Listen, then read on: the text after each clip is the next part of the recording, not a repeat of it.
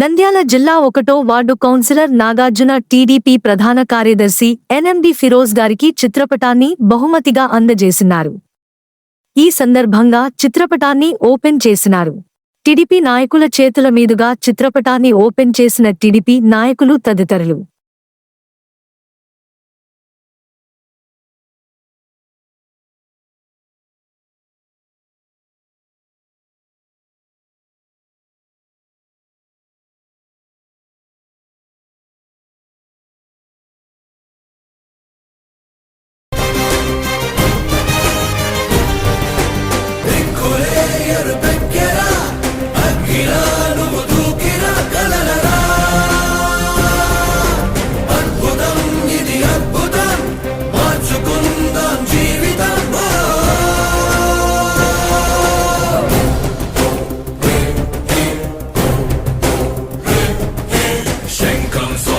సాగిన రాజ్యం చక్రం చూపుగా కలిగిన రాజ్యం ఖడ్గం తానై కదిలిన రాజ్యం